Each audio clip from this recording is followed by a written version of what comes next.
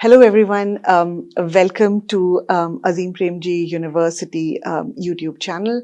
I have an immense pleasure to have with me Professor Amita Baviskar, who is the Professor of Sociology and Social Anthropology and Environmental Studies at Ashoka University, Sonipat. Professor Baviskar is here with us today at Azim Premji University, Bangalore, and I'll have the privilege of asking her journey through this entire research process that runs through various landscapes. So without wasting any further time, I'll ask Professor Baviskar, I'll extend Professor Baviskar a warm welcome.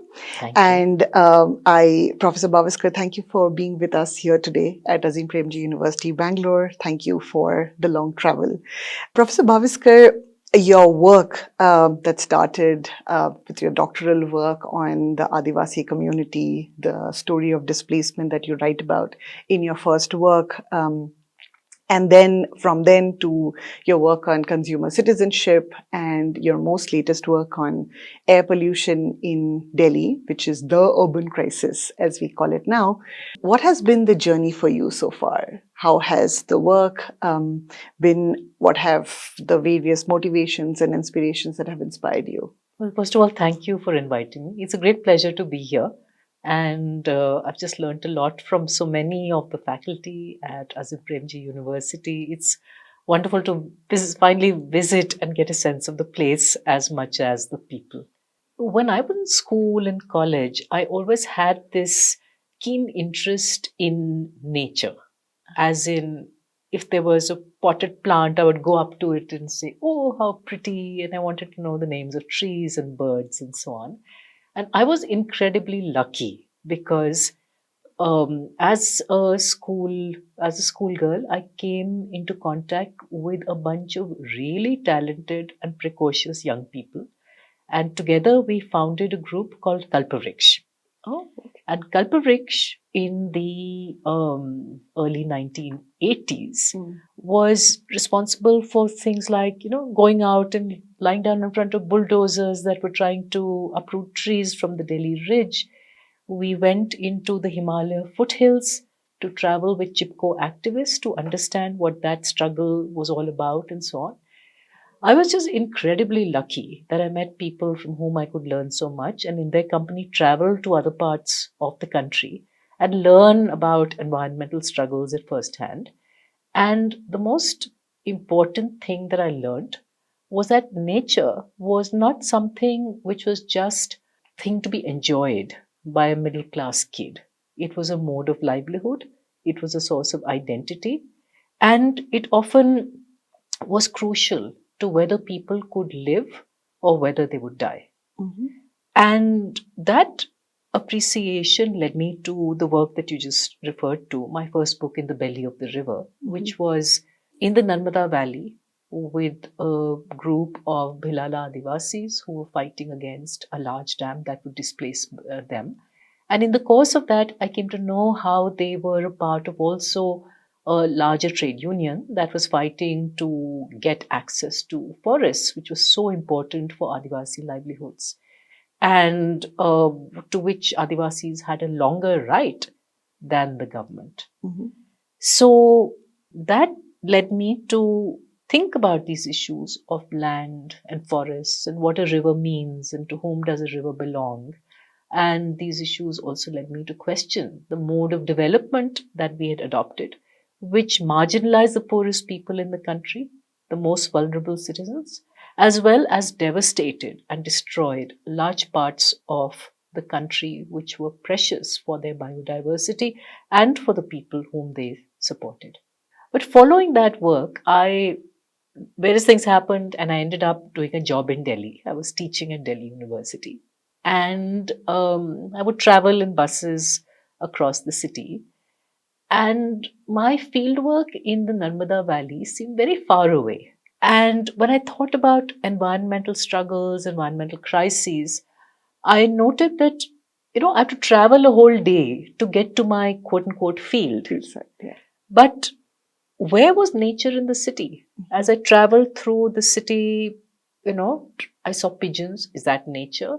Mm-hmm. What are the environmental struggles here? that are they struggles over water? Are they struggles over the river Jamna? Mhm. How do you define nature in a city where nature has been transformed so much, where around us is this built environment that predominates?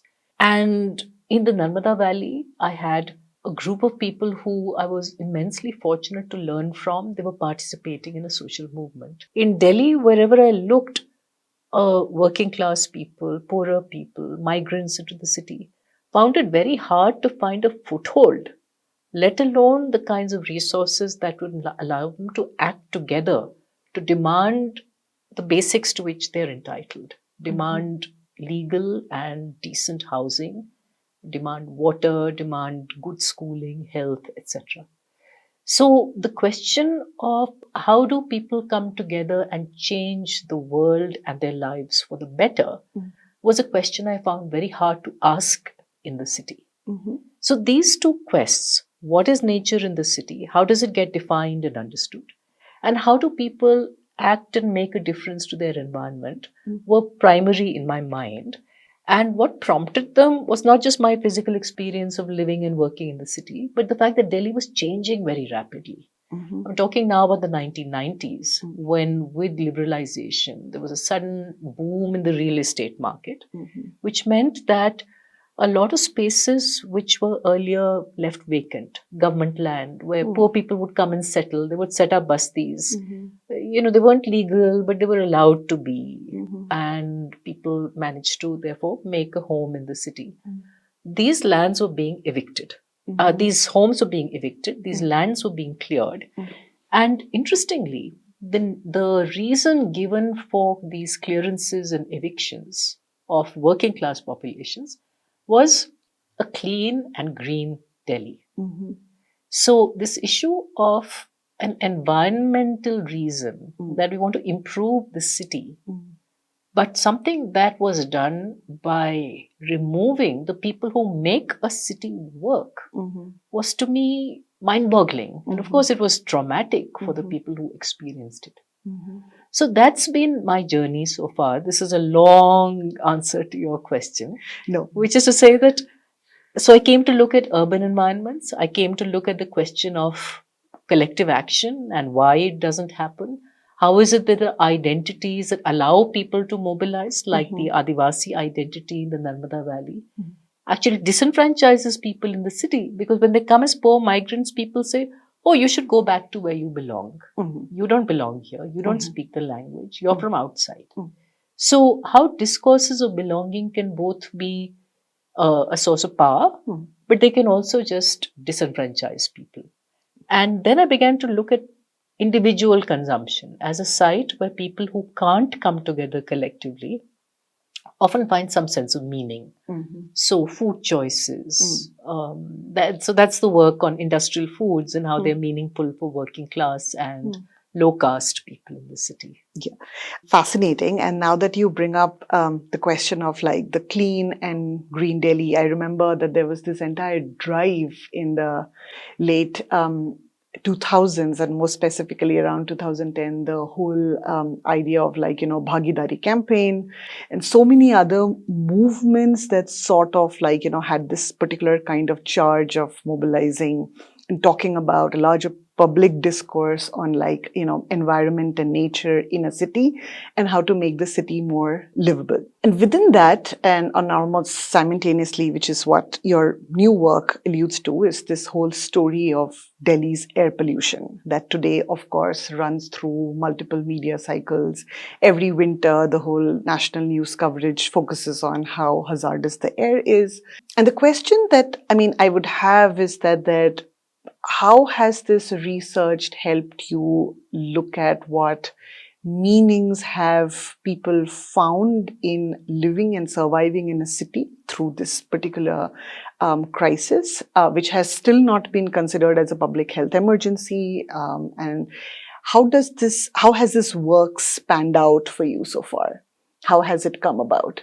So I think for me, what's interesting about our situation in urban India, not just Delhi, but other cities, is the way in which the environmental question is claimed by certain people. And I'm particularly struck by the way in which, unlike, say, in rural India, where movements like Chipko and the Narmada Bachao Andolan very strongly claim the environment for poor people. And they said, we have a relationship here. We have knowledge of the environment with expertise. We have a dependence. And we don't consider ourselves separate from the environment in which we live. Unlike that, in the urban context, it's actually quite well-to-do people who claim to be environmentalists. Yeah, which is what you And mentioned an as bourgeois environmentalist is a good thing, right? Yeah. You're public-minded. You're doing something for the good of future generations, for nature that cannot speak, and you're doing something in the public interest. So what was particularly striking in the Delhi case is that here's a group of well-intentioned, well-placed environmentalists, and they're saying we need to clean up the city. And who can argue with that? Of course, the city should be clean.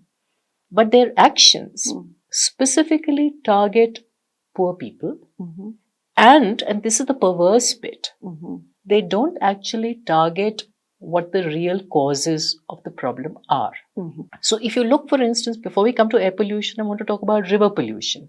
The river Yamuna runs through Delhi, and we have about 17 major drains where effluent from middle class houses, middle class colonies, makes its way untreated into the Yamuna. So every time somebody who lives in a colony like mine pulls a flush, all that waste is carried directly to the river. But who's blamed for dirtying the river? It's the slums that line the riverbank. Whose houses get demolished? It's those people, working class populations who live by the river. But is anything done to make middle class people responsible for the fact that their waste is entering the river and polluting it for everybody, including populations downstream? No.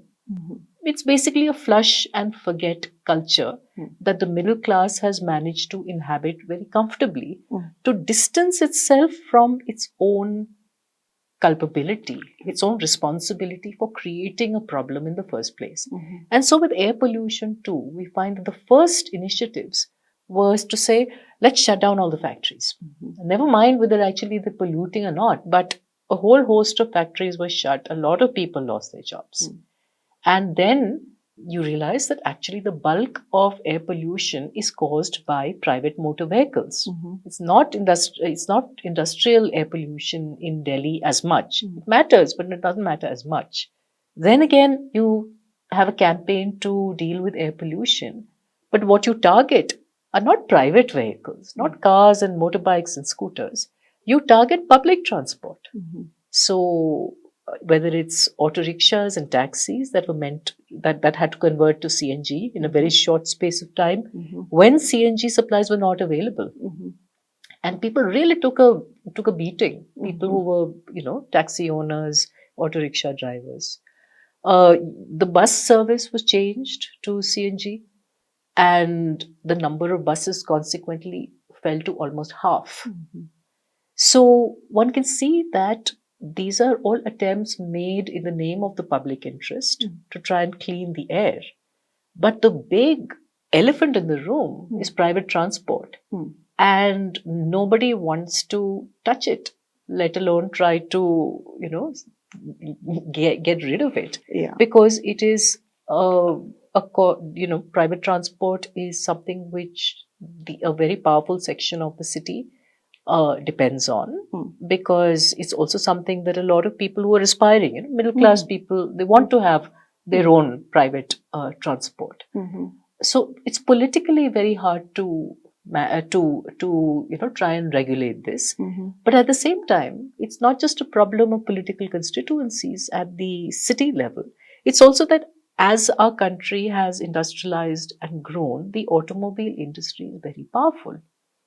And there's a real reason why, since liberalization, we've taken a path of making it easier and easier for people to afford private, there's private financing available for buying private vehicles and so on. That investment into public transport that should be there is simply not there on a scale that needs to be done. Yeah. So one has to locate the problem of air pollution, not only in terms of what I call certain bourgeois environmentalist notions of what the city should be in terms of a social and spatial order. It's also to do with that larger political ecology and economy that we all inhabit. Yeah. Speaking of which, I mean, I remember, like, for all these years and all discussions in public domain about like air pollution in Delhi, it's almost like PM 2.5, PM 10, particulate matter, and the very scientificity and scientific facts around what does a particulate matter do, which is more hazardous, which is not. The media also runs extensive campaigns and awareness about like what is more. There's a lot of discussion around that. And as you rightly pointed out, parallelly, there is almost like a bourgeois environmentalism, which, again, also steps into a whole new political economy of consumption, right? So there is like along with clean and green Delhi campaigns that lasted decades, there is also a new economy in Delhi during the winters about like air purifiers, house plants, various kinds of things that, again, the bourgeois environmentalism as well as the urban middle class does in order to cope with the crisis, right? Whereas we actually have very little knowledge or very little information about also what are the poor doing to cope up with something that is so recurrent, right? And which is also kind of like takes me to some of the other questions that you've dealt with in your work in the Unruly City, which is that there is also a certain, like, which of the problem would urban poor prioritize? Is it livelihood? Is it the struggle of just like constant evictions and demolition? Is it the problem of like malnutrition, stunted growth? Or should they prioritize the fact that they are inhaling day in, day out air, which is damaging them, and they wouldn't have the privilege to, take a day off, go for their checkup, so on and so forth. So did your work, was it able to unpack some of those questions which are usually absolutely left out from the public discourse? So I try very hard to try and examine questions from the point of view of different people, especially those whose voices I feel are left out of these discussions. Which is why people sometimes find my work frustrating. But tell us what to do. And I'm like, listen to other people. You don't listen to me. All I'm doing is trying to convey to you what the experience of other people is. And I think the most basic thing that most people strive for, and I think it's something that unites people across all our differences of caste and class and so on, is that people want to live with dignity, and they want a good future for their children. This is a very, very basic assumption, aspiration that is there, whether it's somebody who does a job, selling street food, or whether it's somebody who has a corporate career. At the root of it is that you want to be able to live with respect. You want to be able to respect yourself, and you want that your children should be happy. And I think that the kind of striving that a lot of people do in the city doesn't, for many of them, allow these two things to happen, because of the fundamental insecurities about two very basic things, namely where you live, your home, and your work. So we're talking about people who, their street vendors can have to regularly pay hafta. They can be, there can be a municipal raid. Their goods are confiscated. They have to pay money to get them back. They can be kicked out of a place, etc. In Delhi, these sorts of things are, happen particularly often because the city is cleaned up for whatever G20 summit or for the Commonwealth Games, etc. People live with precarity on a huge basis. And in fact, there's excellent work that comes out of Azim Premji University, which shows how precarious livelihoods and jobs are for most Indians. People say informal sector as if it's some outside thing. Actually, the category of informality defines the vast majority of people who work. And in the case of a lot of big cities, including Delhi, that informality also uh, defines the places in which people stay. Because there is very little housing available that is affordable and that is legal. So people are squatting on public lands, etc., often with some political patronage. So when it comes to the question of what people will try and fight for and organize for working class people, especially those who are migrants, it's very hard to muster the resources to be able to fight. Whether it is to protect your basti from being demolished or whether it's to ask for something else. The other big challenge in India is that it's very hard to form coalitions across caste and community, across class and community. So in the Narmada case, what was amazing was that you had rich patidar farmers who farmed the plains, as well as Bhil and Bilala Adivasis who farmed in the hills, come together and unitedly fight against Sardar Sarovar Dam. And that happened because both communities were losing their land.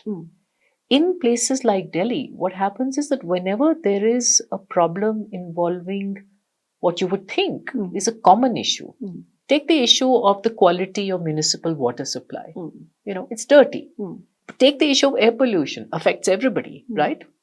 But given how deeply unequal our society is, well-to-do people manage to find private solutions to what are common problems. So if the water that comes out of your tap is dirty, instead of coming together and pressurizing the government to make sure that that water is drinkable, we install filters in our homes. So the minute you have a water filter in your home, you're not concerned about water quality. Quality of public education goes down. I'll send my child to a private school. So this elite escape clause also applies for air pollution. The air purifiers you talked about, the fact that in Diwali air pollution in Delhi, spikes. At that time, affluent people go out of the city. They'll go to a nature resort or something. So elite escape is something that prevents people across classes from coming together and fighting for what are called binding crises. Crises where everybody is affected, whether it's a rich person's child or a poor person's child. If the air is bad, they are going to get sick. But because of this ability to, the market offers you an escape hatch, you take it. And so public action, collective mobilization is compromised. That brings me to actually, which is, I think, like now something that I think sociologists and social anthropologists have been writing and debating for so long, which is that particularly, I think, in urban spaces, we see that that the resort to what you're saying, market solutions or the private spaces. And I think fundamentally at the very core of it, the divide that exists between the public and the private is so sharp that, the public action, the public participation, the public, engagement in discourses have been so compromised for so long, and the resort is always to get back to the private and to somehow sort the private going. And I mean, as your work also now mentions, that somehow even the air pollution question, which is actually a problem that affects across the board various range of people per se.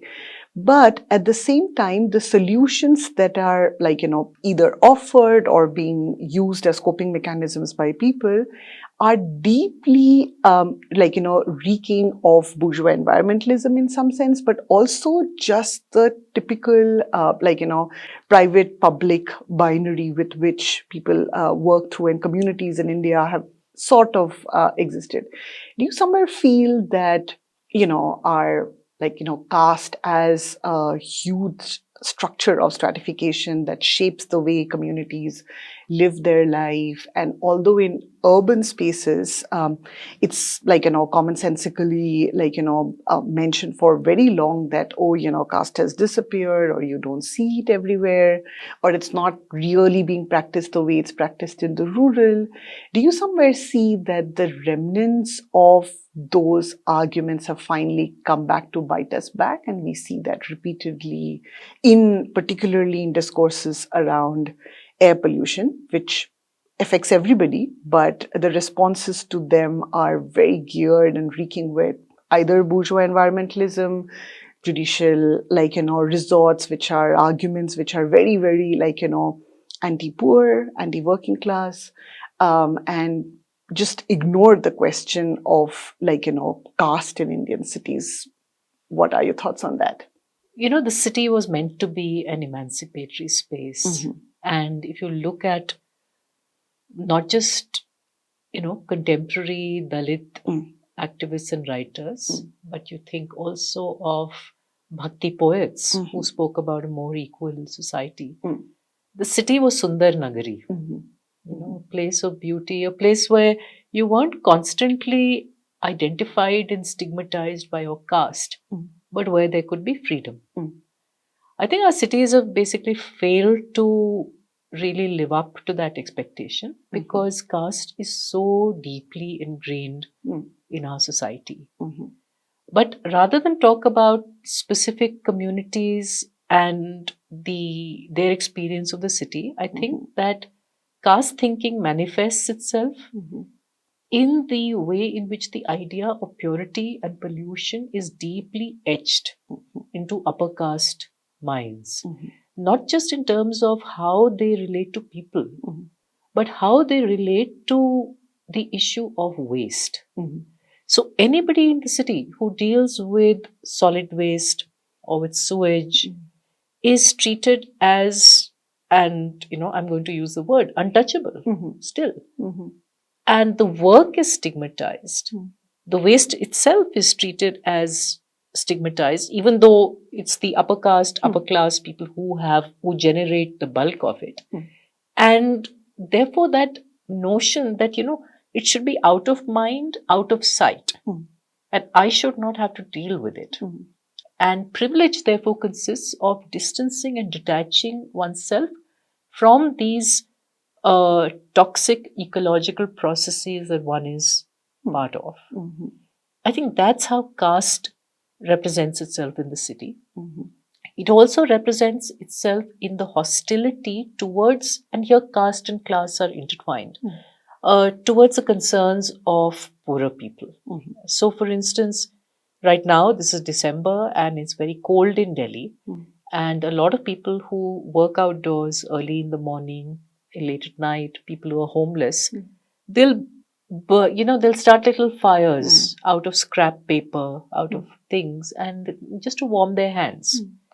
And, people will point fingers at them and say, oh, they're responsible for air pollution. Yeah. So rather than sort of say, what is it that means that a person is so cold? They're not wearing warm clothes like you. They don't have warm homes in which to, sort of safely sit in these desperately cold times. Instead of sort of understanding the larger structural issues that make a person on the pavement light a fire, there's a tendency to blame them for it. So I think these kinds of acts of constantly denying a shared humanity are actually at the heart of what we as Indians are, as a country, as a society. That's why I call my book Uncivil City, because the whole idea of a city is supposed to be civility. That you don't have to be the same as everybody else, but you should learn to respect other people and get along across differences.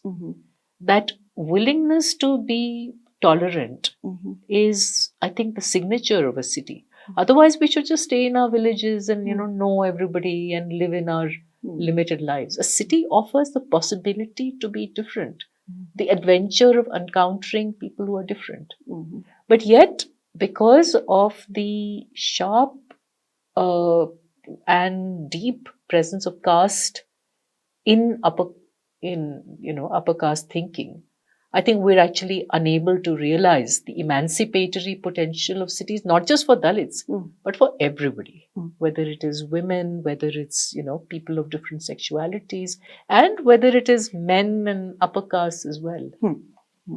Yeah, which actually brings me to something that I've always been fascinated by your work, that your work manages to always write the story of the working class, whether it was the displaced people, whether it's the poor and the food that they have to choose during their working hours, industrial food cultures that have actually become part and parcel of urban poor food choices, or the work that you're doing now, which is like, the heat, rain, and air.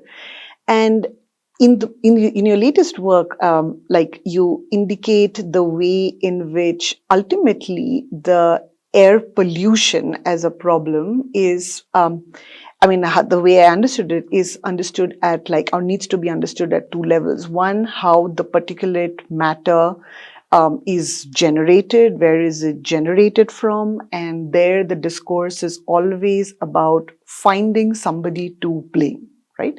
Without really understanding how is it that this particulate matter really works. In fact, there is very little discussion or larger understanding of what kind of particulate matter, how do they really work.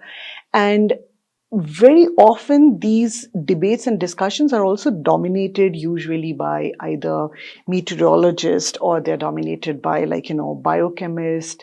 And I'm always fascinated, how would a sociologist contribute to these debates of just trying to understand that while we are trying to figure out what is causing the air pollution and what's the reason that air pollution or the air has become hazardous, how do we really understand the matter itself, and the way it actually affects people, before we get on to the fact that it affects different people in different ways, right? So how do we really, as sociologists, try to even grapple with the matter that's causing the air pollution? Yeah. So I think as someone who works on environmental questions, it would be impossible for me to talk about anything with any degree of authority if I didn't know the basics of biology, of biophysical processes. And so I've had to educate myself about these things big time. I didn't do science in school. Yeah. I did something on lower science, believe it or not. But because of my interest in nature, in ecological processes, I've been also lucky that I've known people who are experts in this field. And through them, I've come to have some appreciation of how complex these things are. So I get it that, good data really matters. Because even my being able to say that the bulk of air pollution is caused by private vehicles, and that this is an ugly fact that's left out of the public discourse. I can say that because somebody has measured where air pollution, different components are coming from. So I rely on that kind of data. But what also happens with scientific data is that because of their concerns, understandable concerns about rigor, etc., so they tend to be a little narrowly focused in terms of the connections that they will make and the kind of larger arguments and frameworks within which they will see their work. I think this is now breaking down a bit, and it's great because there are more and more people who are thinking about social justice issues, etc., while continuing to do really meticulous scientific work as well. But what then tends to get left out when you're trying to address something which as much precision as possible is a sense of the larger environment. And often what happens with scientific work, or even with economists and the data sets that they work with, is that they focus on those things where it is possible to have good data and to say something with confidence, which means that there's large bodies of the world where they're not comfortable Mm. stepping into. Mhm.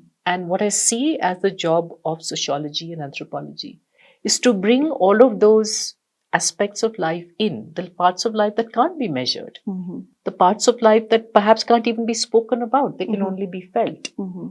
To look at a whole range of practices which Mhm. show humanity in its infinite variety, and therefore that makes it very hard for scientists to generalize, Mhm. or generalize in order to predict. Mhm. So that's why we're bad at policy, you see, Mm. because we don't like generalizations, and Mhm. generalizations are the first step Mhm. towards being able to Mm. take the next step, which is Mhm. to say, this is what we ought to do because this is what is going to happen. Mhm. So there's a certain predictive power and policy ability that, say, Mhm. economists have Mhm. that sociologists, anthropologists will never ever claim, Mhm. because our very approach to issues of scale, Mm. our very approach on the question of methodological individualism, etc., our approach to these things of what can you measure and what is important, Mm. and perhaps the most important thing can't be measured at all. Mm. All of these are fundamental epistemological Mm. differences. Mhm. But there was something else I wanted to say, and it's Mhm. completely gone out of my mind. How sociologists contribute to these whole debates on the PM matter and 2.5 and 10, and what that the sense of these particulate matter in everyday language of people today. How do sociologists make better sense of in the times we live in? So I'll tell you what I think sociologists and anthropologists bring to the debate by Mhm. taking us to another instance where air and the Mhm. quality of air was tremendously important, which was during the pandemic, Mhm. right? And the scientists were telling us we must wash our hands, we must physically distance ourselves from others, Mhm. we must wear masks at all. Mhm. And eminently sensible advice based on what they know about viral transmissions. But it was advice that, in the context of very crowded Mm. bastis, Mm. the settlements where working class populations live, Mm. was advice that could barely be followed. Mhm. If you're a family of 6 people living in one tiny room, Mhm. what social distancing are you going to practice? Mhm. How do you, and your room is right next to, Mm. your neighbors. Mhm. How much water do you have? Hmm. You barely have enough water to drink and cook with and to wash yourself and wash your dishes and clothes. Mhm. You can't constantly be washing your hands. Mhm. Mhm. So there's a way in which I think the real Hmm. practical ways of living Mhm. don't often register with Mhm. people who come from a certain kind of background, Mhm. because even with the best of intentions, Mhm.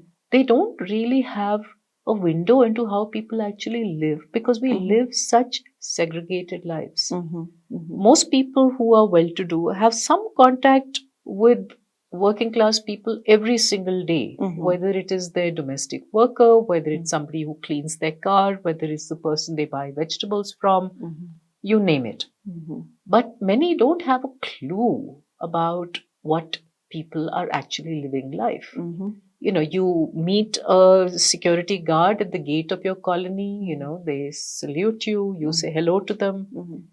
Where do they live? Mhm. How long is their commute? Mhm. Are they living in houses which are, unauthorized? Are they living in a village somewhere? What? Mhm. So I think that this notion of air Mhm. and what air we breathe and how we deal with that air, and in my work on heat and rain and dust, even these elements which we think are objectively common Mhm. are very different elements for different people, is part of what I've been trying to trace. And it's not just a question of inequality that shapes perceptions. I found that there's a very strong generational difference as well. So older people, when thinking about how the body should be held in a particular season, often have ideas that derive from Ayurveda or from Unani medicine about what is appropriate. And those are principles which are based on the idea of attunement, that the body needs to be in harmony with its environment. So you dress a certain way in summer, you eat certain things in winter. In the monsoons, there are certain things you must avoid, certain vegetables you don't eat, or certain other practices, etc. And this is a very different way of thinking about that connection between health and the environment than the more modern urban ways of organizing life, where you don't so much deal with your body as you try and control the environment. So, you're in air-conditioned space. It could be July and it could be 46 degrees centigrade outside. But you're wearing a suit with a tie and you're wearing shoes because that is what a corporate professional is supposed to wear. So there's a way in which we've chosen a path of living, working, dressing, eating, which is a much more standardized path, which ignores the specifics of a place. Whether you're in Bangalore or Hyderabad or Delhi or Bhopal, doesn't matter.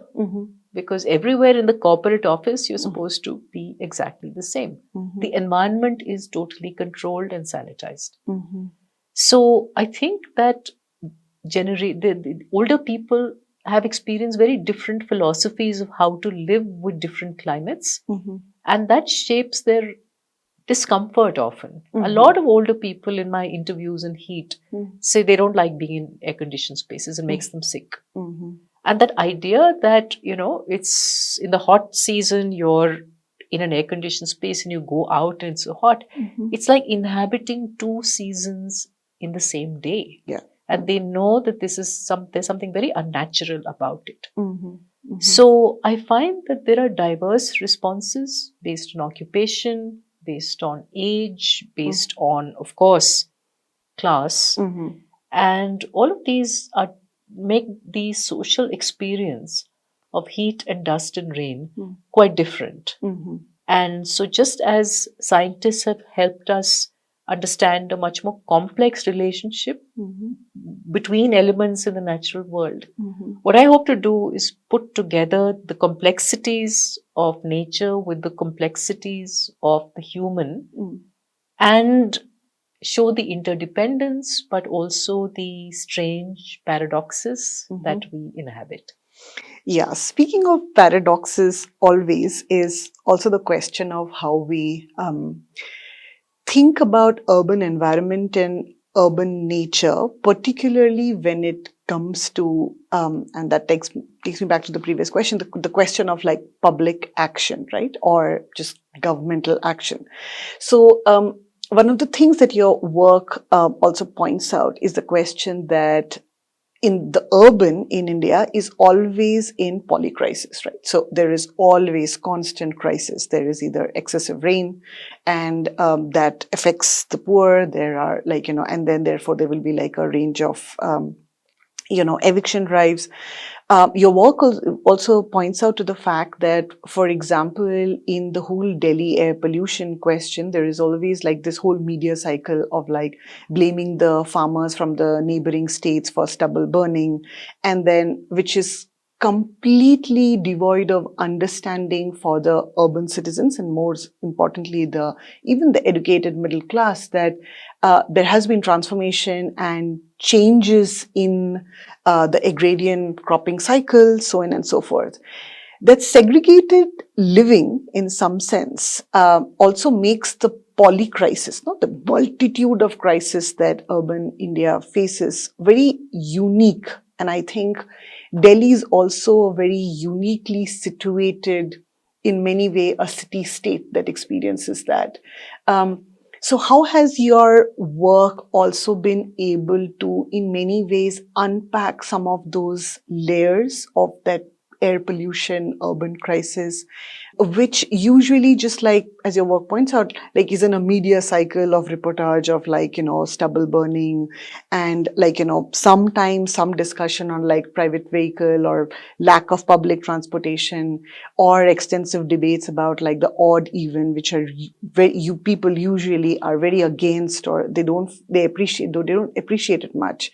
What other aspects or layers which are usually absolutely absent from public discourses that your work brings out? So, I think crisis talk is a bit overdone Mhm.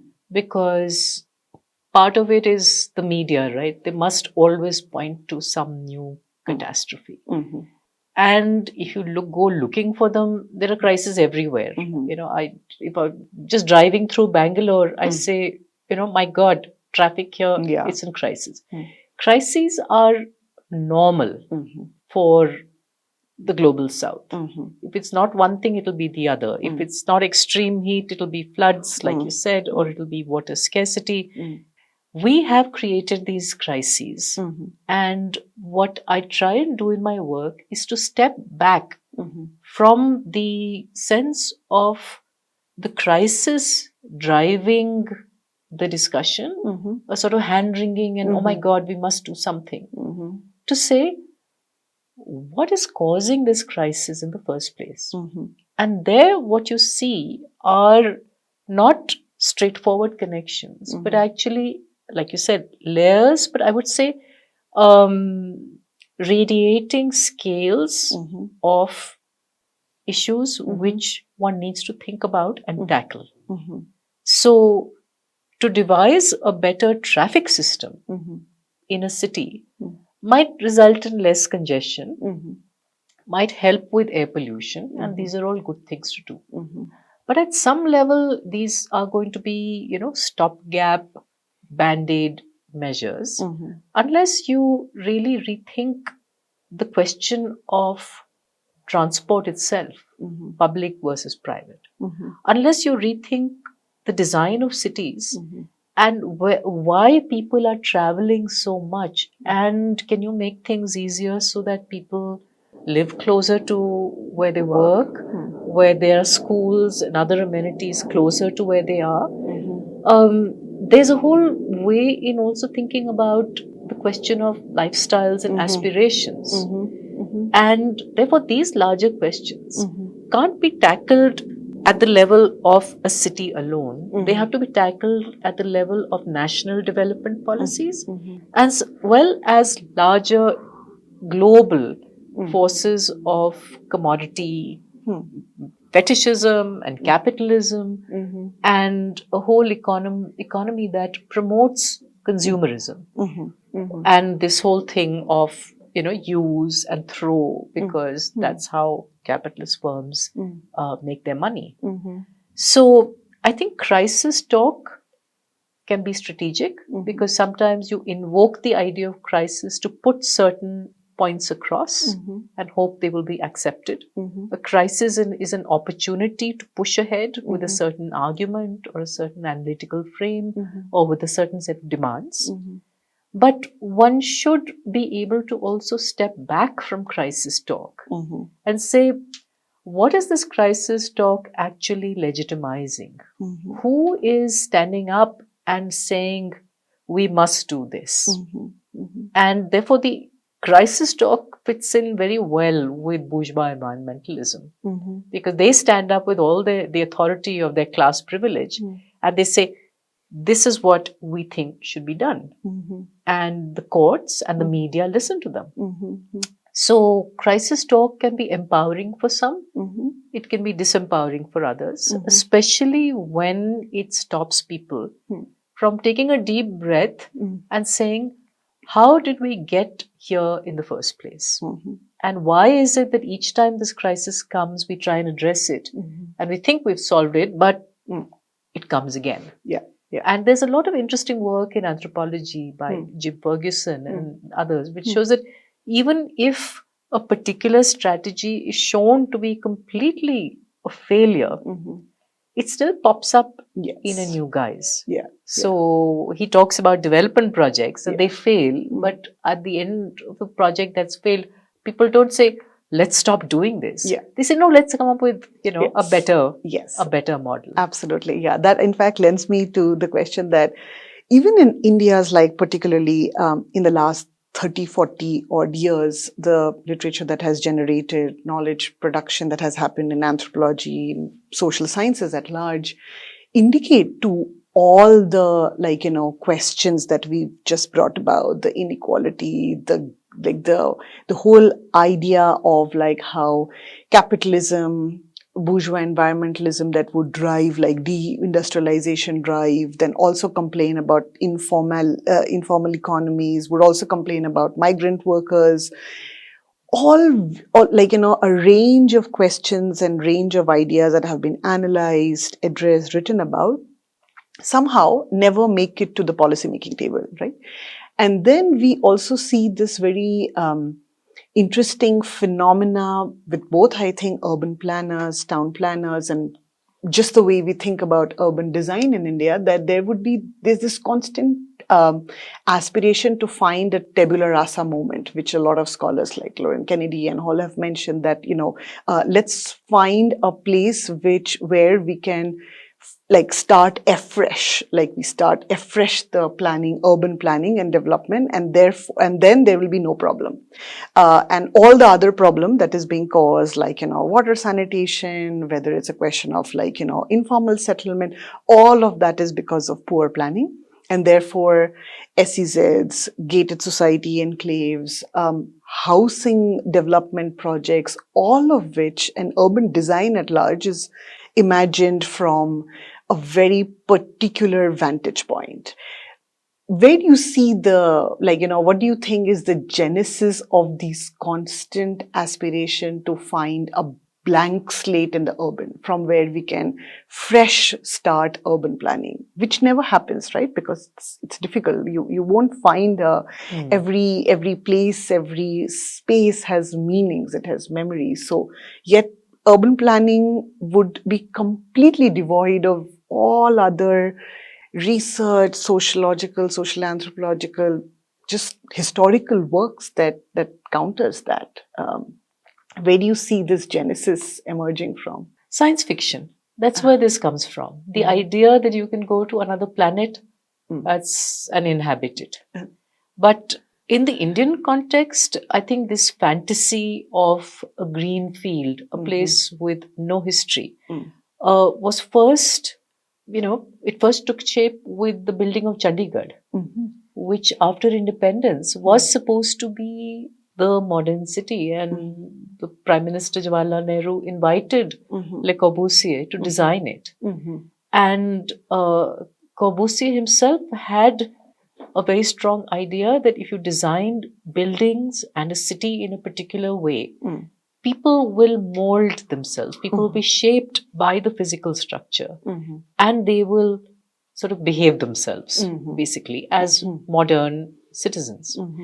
And this kind of, utopia that a lot of city planners, etc., had, came out of their own experience of, war and a very turbulent set of, genocidal practices where identities of a particular kind were targeted, etc.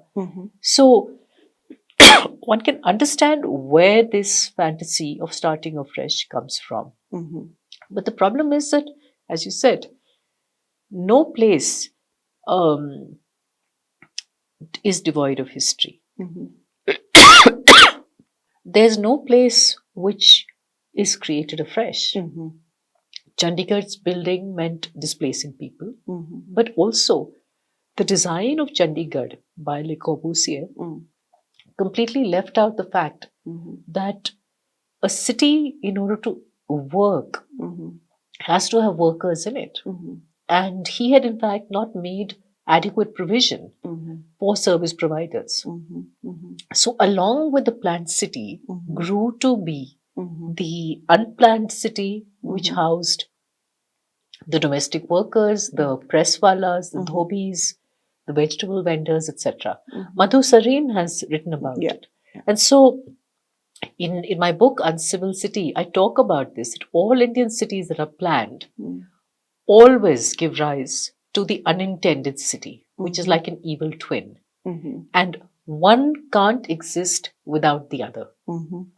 And so I think this is something that planners end up belatedly recognizing, and then they try to retrospectively fit in. it. But, it doesn't work like that. Yeah. So I think one has to look at our more organic cities, and we have ancient cities that have been in existence for thousands of years, and see how they develop, and learn from those, and learn perhaps how to retrofit certain kinds of services and infrastructure into them. Better drainage, for instance, or roads, let's say, in a case of a fire, you can get a fire engine there or something. But to live with and to learn from and to build with is much harder work, because you encounter resistance than to say, let's start with a clean slate. Yeah. That brings me almost to the last question. So at the School of Development at Azim Premji University, we think about the question of bridging the gap between theory and practice, and to do it, like you said, right? To do it, to make it while you are living together and encountering the problem is a much harder task. But yet the vision of the foundation of like social action, justice, always is a collective effort on our part to think about the question of like bridging the gap between the theoretical knowledge and how to execute them at the practical level, and to just have a practice of the knowledge. When it comes to the question of urban, and particularly question of knowledge about urban Indian spaces, planning, governance, and knowledge and actions that have to be done for urban, citizenship, better, welfare mechanisms, and inclusive and a better and a just city. Where do you see the gap lying? And where do you see what could be some of the ways in which, young students who are preparing to work with the communities further, preparing to, getting trained to work in the field, where should the focus be? Well, I think a lot of us who live in cities think we know them.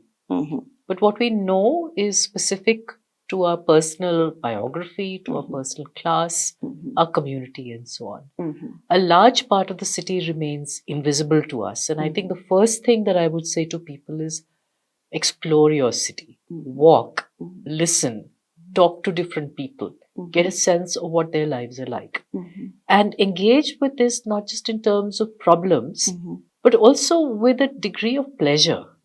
Cities are amazing places where it's just to go out is an adventure every single time. Not necessarily a pleasant adventure, but an adventure nonetheless, where you learn something and which often throws you off kilter. You have to say, oh, I used to think like this, but this is probably wrong. So I would say to anybody, the approach should be curious, be bold, as in go into places which scare you, but at the same time, be humble, as in listen to other people and admit that you might be wrong.